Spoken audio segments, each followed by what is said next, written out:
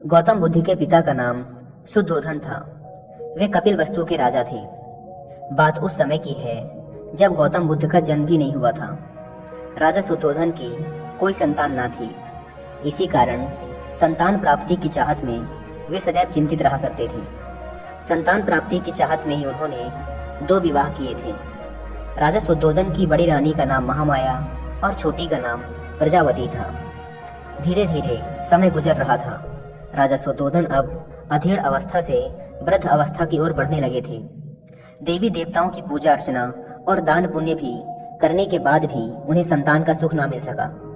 समय बीतने के साथ साथ राजा की उम्मीद भी खत्म होने लगी थी।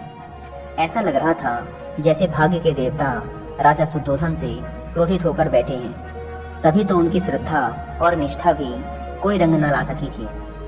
अब राजा की चिंता और गहरी चिंता में बदलने लगी थी। राज्य में चारों ओर सुख शांति और समृद्धि थी, किंतु अपना उत्तराधिकारी न होने के कारण यह सब कुछ राजा को निरर्थक ही प्रतीत होता था। निसंतान होने का दुख राजा सुद्धोधन को ही नहीं, रानी महामाया और रानी प्रजावती को भी था। इस चिंता को दूर करने का उपाय किसी के हाथ में ना था, अतः वे सभी मौन थे। एक समय की बात है कि रानी महामाया रात्रि काल में अपने इष्ट देव का स्मरण कर सैया पर लेट गई। लेटते ही उनकी आंख लग गई और उनकी आंखों के सामने भिन्न भिन्न प्रकार के सुखद स्वप्न चित्र तैरने लगे। स्वप्नों का तांता रात भर लगा रहा। स्वप्न आते रहे और सुखद अनुभूति देकर गायब होते रहे। रात्रि का अंतिम प्रहर चल रहा था। रानी महामाया ने स्वप्न में देखा कि 4 यक्ष, जिनके मुखमंडल तेज से चमक रहे थे, उनके निकट आए। यक्षों ने रानी को प्रणाम किया और पुष्प के समान बड़ी कोमलता से उन्हें उठाकर एक ओर उड़ चले। जिस वायुमंडल से होकर यक्ष रानी को लेकर उड़ रहे थे, उसमें बड़ी ही मनमोहक सुगंध फैली हुई थी। इस भीनी भीनी सुगंध ने रानी के मन को प्रफुल्लित कर दिया। यक्षों ने रानी महामाया को ले जाकर एक सर्वोन्नत पर्वत के शिखर पर बैठा दिया। वहां एक बहुत ही सुंदर आसन बना हुआ था। इस आसन पर विराजमान होकर रानी को बड़ा ही आत्मिक सुख मिला। रानी महामाया का तन मन प्रसन्नता से झूम रहा था।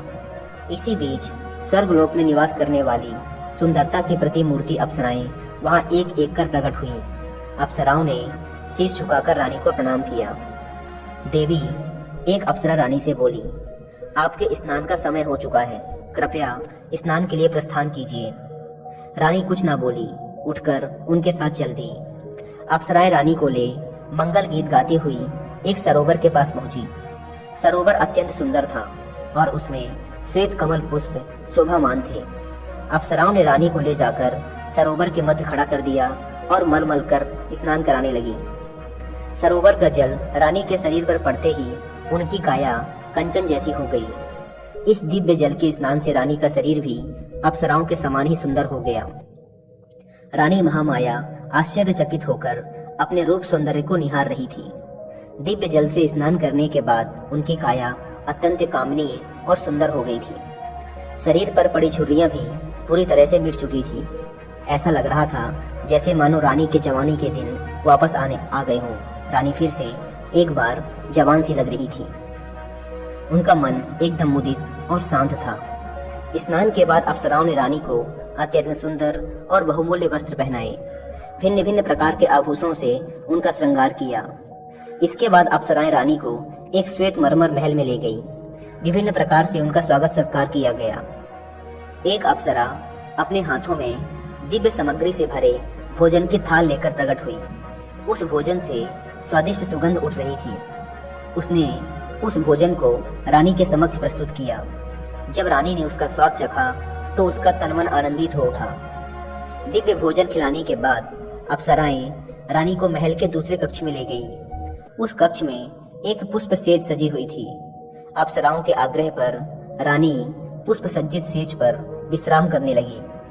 उस सेज के सामने ही रानी को एक स्वर्ण सैल और उस पर मंडराता सुंदर हाथी अपने अत्यंत निकट आता हुआ प्रतीत हुआ।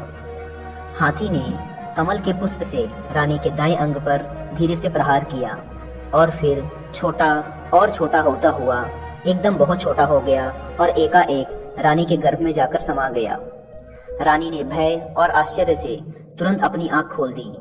अब रानी को पता चला कि वह स्वप्न देख रही थी। बड़ा ही आश्चर्यचकित कर देने वाला और सुखद स्वप्न था। आंख खुलते ही जिसका समापन हो गया था। जब राज ज्योतिषी ने स्वप्न के फल की गणना कर बताया कि उनके यहाँ एक यशस्वी पुत्र रत्न का जन्म होगा, जो तो उनकी प्रसन्नता की कोई सीमा न रही।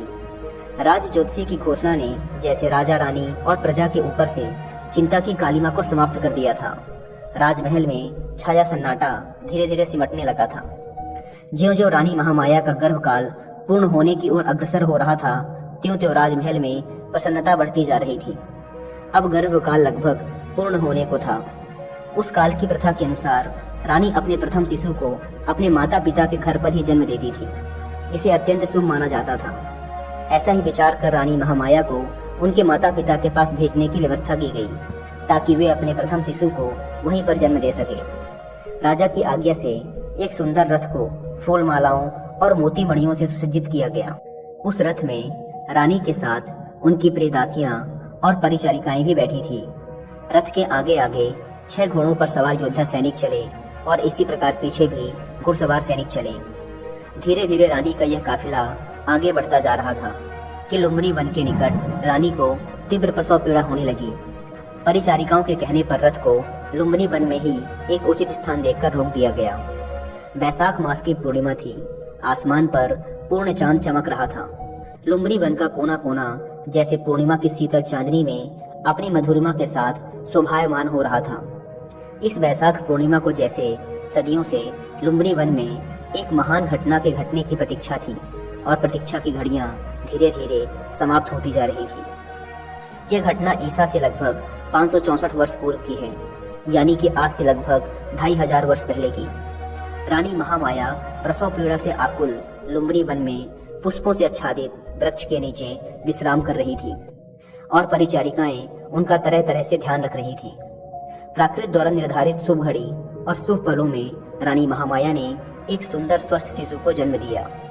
शिशु के जन्म की शुभ सूचना अविलंब कपिलवस्तु भेज दी गई। कपिलवस्तु में राजा शुद्धोधन और रानी प्रजावती की खुशी की सीमा न रही। पूरा राजमहल विभिन्न प्रकार के मोतियों, मणियों और दीपमालाओं से सजा दिया गया। राजा शुद्धोधन और रानी प्रजावती ने पुत्र प्राप्ति से प्रसन्न होकर निर्धनों और ब्राह्मणों को खुले हाथों से दान देना प्रारंभ कर दिया। राजा ने अपनी प्रिय पत्नी महामाया और नवजात शिशु को लुम्बिनी वन से कपिलवस्तु बुला लिया। राजमहल में उनका बड़े हर्ष के साथ स्वागत किया गया। एक दिन आसित ऋषि दरबार में पधारे।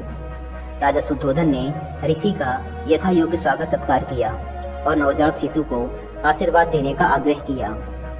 राजन, आसित ऋषि बोले, आपके पुत्र का भविष्य बड़ा उज्जवल प्रतीत होता है। आपकी कृपा का फल है। ऋषिदेव राजा शुद्धोधन सिर झुकाकर बोले, आप कृपा करके मेरे पुत्र को आशीर्वाद दीजिए। राजन, यह शिशु आगे चलकर आपके शाक्य वंश का नाम विश्व भर में फैला देगा, और किसी के आशीर्वाद की नहीं बल्कि संसार को इसके आशीर्वाद की आवश्यकता पड़ेगी। इतना कहकर आसित ऋषि ने बालक के सर पे हाथ रख दिया।